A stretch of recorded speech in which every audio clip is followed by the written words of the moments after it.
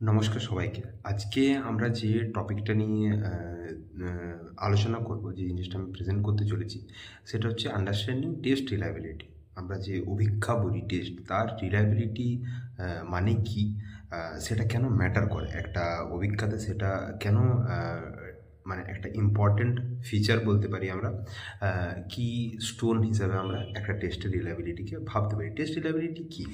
যদি আমরা সেটা ভাবতে চাই, টেস্ট রিলায়েবিলিটি হচ্ছে এমন একটা কর্নারস্টোন অ্যাসেসমেন্টের ক্ষেত্রে, যে কোনো একটা পরীক্ষার কোনো একটা অভিজ্ঞতা বা টেস্টের ক্ষেত্রে তার সঠিকভাবে অ্যাসেসমেন্ট হচ্ছে কি না, এবং সেটি আন্ডার ডিফারেন্ট কন্ডিশনস সেটার রেজাল্টটা ঠিকঠাক থাকছে কি না। ডিপেন্ডেবল যদি কন্ডিশন আমরা দিই, আমরা যদি সেই অভিজ্ঞতার আলাদা টাইম পিরিয়ডে ভাবি, সেইটা পুরোপুরিভাবে তার অ্যাসেসমেন্ট ঠিকঠাক হচ্ছে কি না একটা টেস্টের, আমরা সেটা এটার থেকে জানতে পারি। চলে আসি পরের স্লাইডে। সেটা হচ্ছে যে এখানে মেজারিং কীভাবে করা হয়, মেজারিং পদ্ধতিটা কী বা প্রসেসটা কী, যদি সেটা আমরা দেখতে যাই তাহলে সেটাকে চারটা ভাগে ভাগ করা যায়। প্রথম হচ্ছে ইনিশিয়াল অ্যাডমিনিস্ট্রেশন, 2 নম্বরে হচ্ছে একটা টাইম ইন্টারভ্যাল, 3 নম্বরে সেকেন্ড অ্যাডমিনিস্ট্রেশন, এবং 4 নম্বরে হচ্ছে কোরিলেশন অ্যানালিসিস। তো প্রথমে চলে আসি ইনিশিয়াল অ্যাডমিনিস্ট্রেশন। এটা হচ্ছে যে একটা গ্রুপ অফ পার্টিসিপেন্টকে ধরা হবে এবং তাদেরকে একটা স্ট্যান্ডার্ডাইজড কন্ডিশনে, সেটা ক্লাসরুম হোক, সেটা যে কোনো ধরনের একটা কন্ডিশন দেওয়া হবে, স্ট্যান্ডার্ড কন্ডিশন দেওয়া হবে, যেখানে তাদেরকে ওই টেস্টটা দিতে হবে। দ্বিতীয় হচ্ছে এটা একটা কিছু দিনের একটা গ্যাপ দিতে হবে তার মধ্যে, এবং তার নেক্সট অ্যাডমিনিস্ট্রেশনে তারপরে চালু করতে হবে, যেটা সেকেন্ড অ্যাডমিনিস্ট্রেশন। সেখানে কী হবে, সেখানে সেম টেস্ট যেটা দেওয়া হয়েছে সেই টেস্টে আবার সেম পার্টিসিপেন্টসকে দেওয়া হবে, আবার সিমিলার কন্ডিশনে। তাহলে তাদের ওই টাইম ট্রাভেলটা গ্যাপ রেখে সেম জিনিসটা আবার রিপিট করা হচ্ছে, এবং শেষে তার একটা অ্যানালিসিস করা হবে, যা স্কোর তারা পাবে স্টুডেন্টস বা পার্টিসিপেন্টসরা। তাদের স্কোরটার মধ্যে একটা কোরিলেশন অ্যানালিসিস আমরা দেখতে পারি, তাদের প্রোগ্রেস হওয়া বা তাদের কি চেঞ্জ হয়েছে তার একটা অ্যানালিসিস আমরা সেখান থেকে করতে পারবো এই প্রসেসটা শেষ হওয়ার পর। আচ্ছা, কনসিডারেশনে কী কী রাখবো? প্রথমত হচ্ছে প্র্যাকটিস ইফেক্টস আমরা রাখবো, মানে পার্টিসিপেন্টসরা রিমেম্বার করতে পারে তাদের অ্যান্সারগুলোকে, প্রথম অ্যাটেম্পটেই তারা মনে রাখতে পারে। দ্বিতীয়ত হচ্ছে টাইম ডিপেন্ডেন্ট চেঞ্জেস। যত সময় যাবে সেই অভিজ্ঞতার মধ্যে অনেক ধরনের চেঞ্জ, অনেক ধরনের কনসিডারেশনের কথা ভেবে তাকে চেঞ্জ করতে হবে। আর একদম শেষে হচ্ছে অপটিমাল ইন্টারভাল। তো এই পুরো প্রসেসটা করার পর, কনসিডারেশনগুলো রাখার পর, আমরা বুঝে উঠতে পারি যে এই যে আমরা প্রসেসটাকে করলাম বা টাইম ইন্টারভ্যালগুলোকে দেখলাম, তার মধ্যে তাদের যে চেঞ্জটা হয়েছে সেটা তাদের মেমোরির এফেক্ট, তাদের মেমোরি মানে কিছু চেঞ্জ হয়েছে, নাকি জেনুইনলি তাদের মধ্যে কিছু চেঞ্জ এসেছে সেই অভিজ্ঞতা দেওয়ার ক্ষেত্রে। এটার ক্ষেত্রে আমরা অনেক ধরনের স্টেবল ট্রেড, ঠিক আছে, তাদের মধ্যে যে ইনহেরিট ট্রেডগুলো আছে থ্রু স্টাডি, থ্রু লার্নিং, সেগুলোকে বুঝে উঠতে পারি। চলে আসি তারপরের স্লাইডে, যেখানে হচ্ছে যে কোন মেথডটা তাহলে ইউজ করা যেতে পারে এই রিলায়েবিলিটি টেস্টের ক্ষেত্রে। তো এখানে একটা আমি রিলায়েবিলিটি টেস্ট মেথড বলেছি, সেটা হচ্ছে split hub method.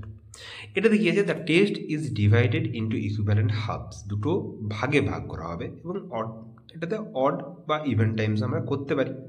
Scores from each half are correlated to assess consistency with a single administration. একটা সিঙ্গেল অ্যাডমিনিস্ট্রেশন দিয়ে সেই টেস্টগুলোকে সামারাইজ করা হবে, তার অ্যাসেস করা হবে যে কী ধরনের চেঞ্জ দেখা গেছে দুটো হাবের মধ্যে।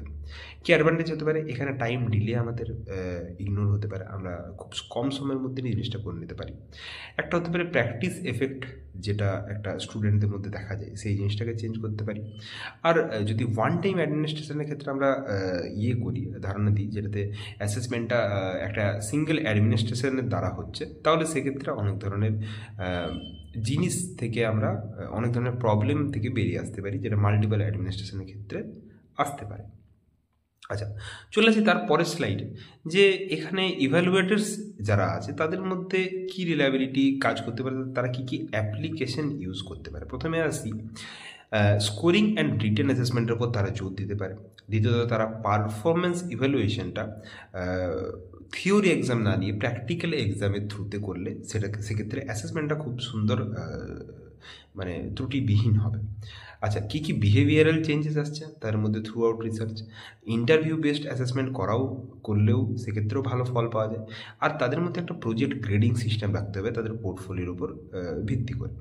ক্যালকুলেশন মেথডের ক্ষেত্রে আমি এখানে দেখিয়েছি যে আমরা পার্সেন্টেজ করতে পারি, পার্সেন্টেজ এগ্রিমেন্ট করে করতে পারি, সিম্পল ক্যালকুলেশন করে স্কোরটাকে ম্যাচ করলাম। আমরা কোহেন্স কাপা ইউজ করতে পারি, যেটাতে আমরা চান্স এগ্রিমেন্টকে একটু জায়গা দিই এবং ভাবি কি করা যায়।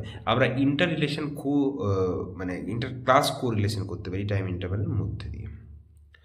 তৃতীয়ত আসছে যে এই ইন্টারনাল কনসিস্টেন্সি যে জিনিসটা আমরা দেখাচ্ছি, সেটা হচ্ছে মেনলি রিলায়েবিলিটির মেন অ্যাসেসমেন্ট। ঠিক আছে, সিঙ্গেল অ্যাডমিনিস্ট্রেশন এফিসিয়েন্সি সেখানে আমাদেরকে এনহ্যান্স করে।